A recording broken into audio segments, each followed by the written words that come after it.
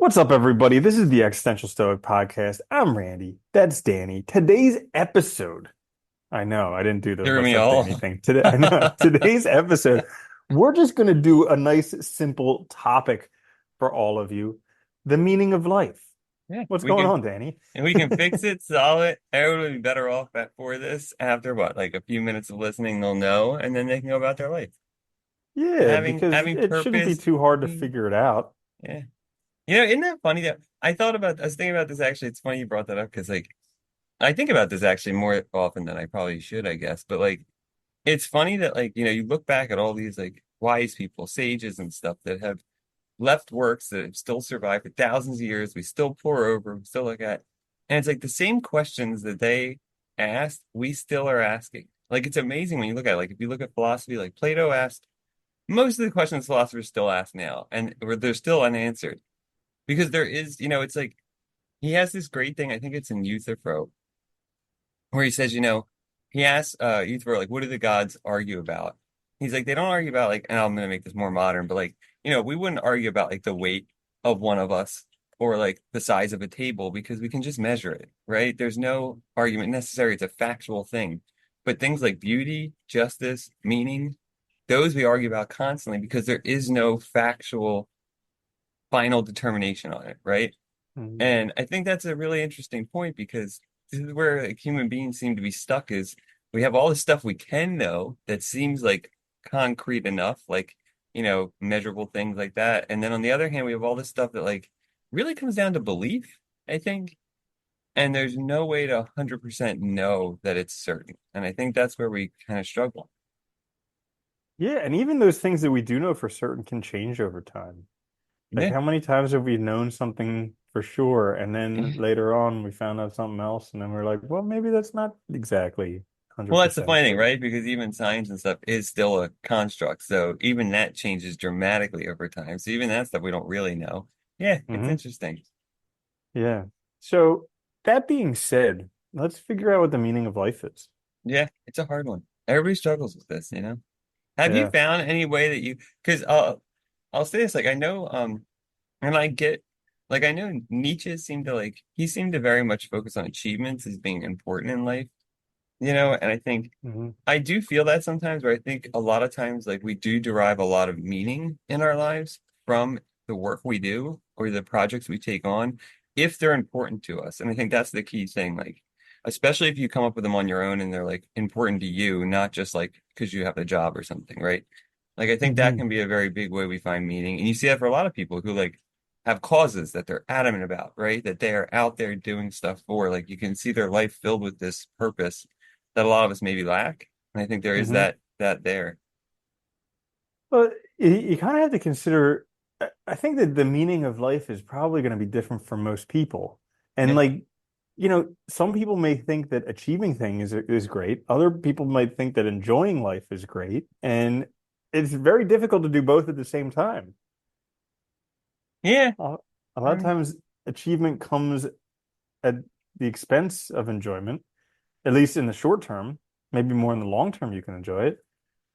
But then I actually read something today. Oh, it was darn, I wish I had it here. But basically, it was this thing where it's this story about somebody who died, and they're like, the doctors say he died from smoking too much, but nobody ever said people died because, they didn't have enough human connection, or, they didn't have enough friends in life, or they just didn't think good of themselves, or, they were working a job they didn't enjoy their whole entire life. Nobody says anything like that. It's just like he had this one thing that he enjoyed, smoking cigarettes, and that's what killed him. That's And what it's like, killed him. Yeah. yeah, and it's like, that is an interesting way to look at it because you never know. You Well, just never it's know. on that note, not to get off topic, but during the pandemic, I remember reading a study they did because there was a big fear of loneliness being a problem during that because, all of a sudden everybody was cut off and a lot of people live alone in the US. So it's like you weren't able to get out stuff as easily.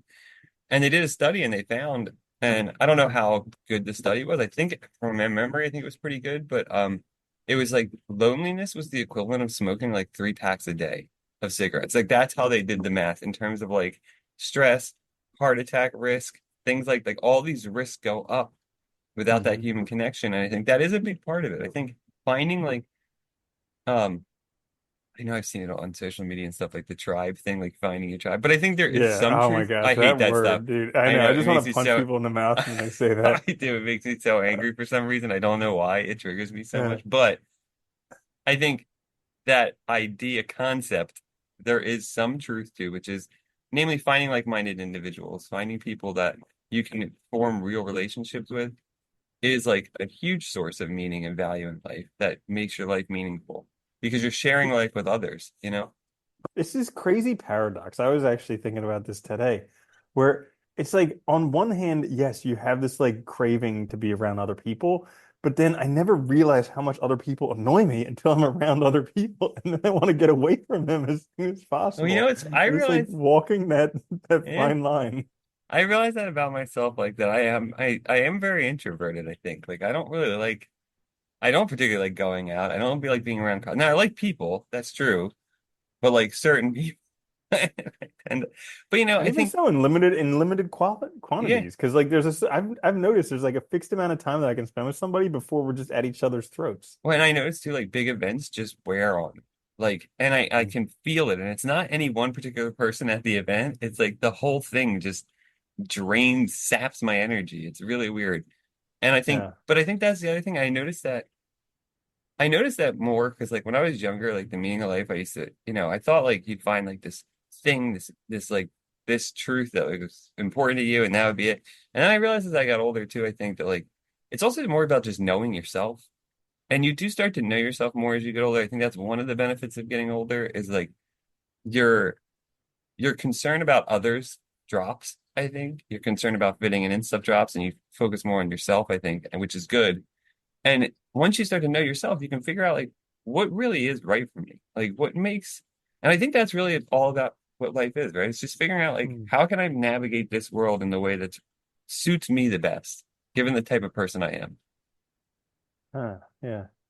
I wonder if you can ever know the meaning of life without looking back on it. That's a You good know, if question. you Yeah. And then that raises because the issue of are you looking back on it's it just gonna be fairly? what if yeah, but it's just gonna be whatever it is. Like you had no this is the crazy thing. It's like you think you have all these choices, but you really don't because there's only the one thing that you do. Yeah, And then looking back, you look back like, gee, I could have done that or I could, but it's not true. The only thing you could have done was what you did. So it in essence, 100% the meaning of life, exactly what you did. yeah. The life you lived, right? Because that's the Hmm. one, that's what I always found so interesting about existentialists, like this emphasis on authenticity and the idea of like what we do telling something to the world, right? And I think if you think about that, it is kind of amazing that like everything I do, I'm saying to the world that this is good behavior, this is acceptable behavior, and I value it. And if you start to really think about that, it can be a very scary thought sometimes that like, think about who you're portraying to the world, and is that the kind of person you want to be? So I was walking and I saw a roadkill frog today. I mean, you've probably seen one of these things. They're Or they're like flattened by a flattened. hundred cars, and it's just Yeah. like a piece of It's like part frog of the jerky. road. Yeah, pretty much. And Frog I jerky, was that's a looking good. at it, and I'm like, I attribute my own life to have so much more meaning than that frog. But at one point, I'm going to just be as dead and gone as that frog, and all these problems that I think that I have in my life, they all, I won't think mean that's the that. problem with human beings because we have consciousness and self-awareness to a degree that most other creatures don't. And I think that's all. We're just animals too, though. Like at the end of the day, and this is the other thing I like about you. Like And at the he end should of have the been day, better at crossing the road because he could have yeah, played Frogger a time or two yeah, before he right. attempted it. Figured it out. I remember, dude, it's totally off topic, but I'm gonna say it anyway. I remember when I was younger, so I used to love like little frogs and stuff, and I would try to collect them. And I remember I Yeah.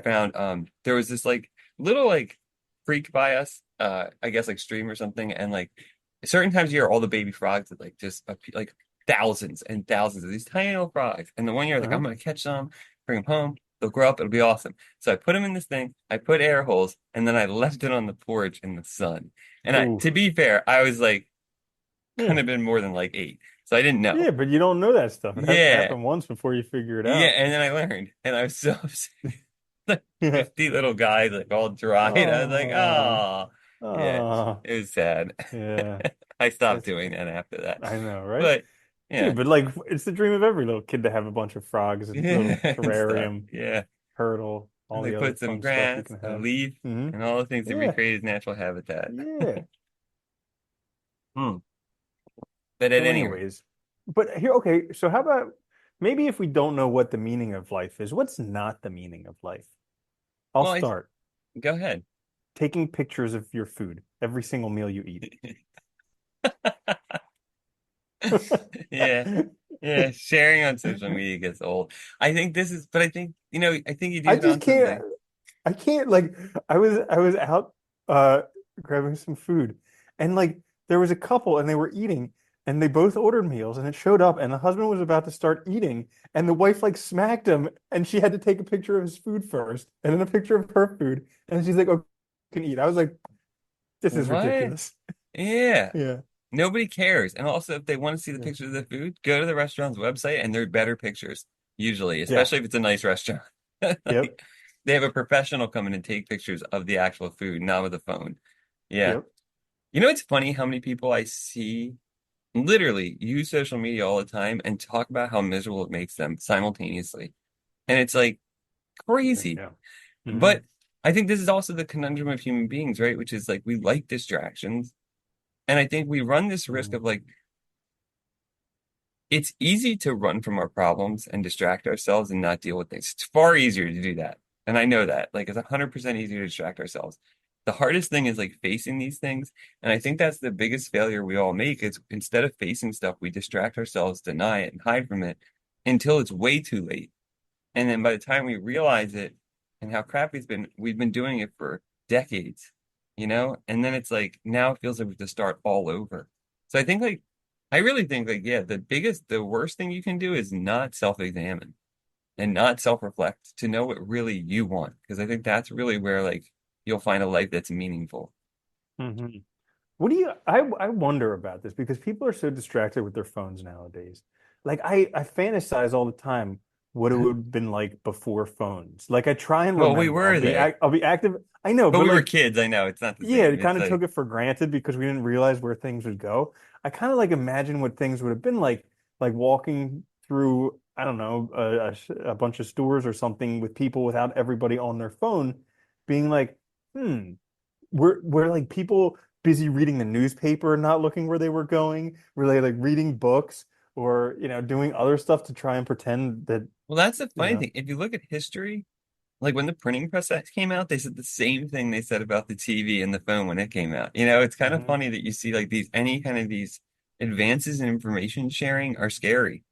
And I think Yeah, part of it is because we get information overload. Like I don't think we can handle that much, of like what's no. going on in the world around us. I'm not talking about like just learning, but I'm talking about, that it can be really hard to take in. And yeah, I remember being little and like my mom like trying to reach my dad at work and calling him and they'd be like, oh, he's not in this place right now. So like you just have to wait. Like there's nothing you can do. It's not like there's a phone you can call. Hmm. If Or it's an like leaving a emergency, message for somebody and yeah. just hoping they would get back to you I sometime. remember if it was emergency, people would be like have to go get them and stuff like that. But like generally speaking, I think it made us more aware of like what was a serious issue that Hmm. required like extra action versus like what's just a regular checkup or phone call or something. Whereas Yeah. now we But treat everything as like the end of the world. everything is And emergency. But there's very, very few actual real emergencies. yeah, And then also like if there is a real emergency, most people can't do anything about it anyways. no. No. Yeah. Well, that's another good one, I think, is like trying to control things that are not in your control. I mean, we just talked about that recently, but I think that's an important one too. That can really mess you up with when it comes to having a meaningful life.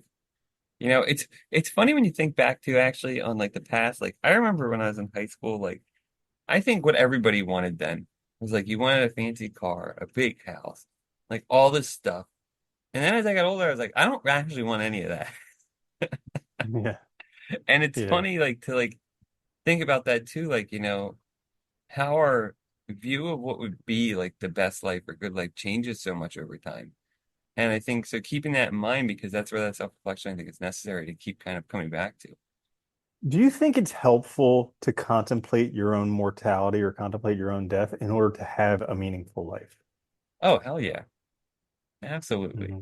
I mean, because if you don't, you think you have forever. I mean, this is where I think this is where that denial and distraction gets really comes in, it's if we think about our death, there's this immediacy to our decisions now, right? Like there's Hmm. this awareness that we're not going to last forever. And it's hard to like, I think about that sometimes, right? Like, I'm 40 now. On average, I have probably another 40 years, give or take. That's still a long time, right? I mean, that's still, I mean, assuming nothing else happens, that's still a significant amount of time. So it is hard sometimes to think like, oh, it's not that close, right? It's easy to kind of Hmm. forget about it, but you have to kind of reflect on it and remind yourself. You do, and it helps you make decisions that are more appropriate to what matters to you. Hmm. Yeah. And because I think about that often, and I try and do most things to where, like, if I were to die sometime soon, I would be okay with it because I've done pretty much all the stuff that I've wanted to do. Yeah, But like, all the time. I have conversations with people, and they're like, they're not doing anything that they want to do. Like, they have this gigantic bucket list that's enormous, and they just keep adding to it, and they've never tackled a single thing on it. yeah. And I think a lot of it sometimes is fear and stuff of doing new things and all, but you just have to do it. It's hard. We also get lulled by security, right? That sense of normalcy and stuff can really be like a thing that causes complacency rather than striving for more or happiness or doing things that we really want to do. We get lulled by this routine of every day, and I think that's also dangerous. Like we have to be worried about that, but thinking about our death, right? Like asking yourself, like, Yeah. if I found I had terminal illness and knew I was gonna die in 6 months, would I do this thing? Yeah. I mean, that's a good way to ask yourself, like, is this really important?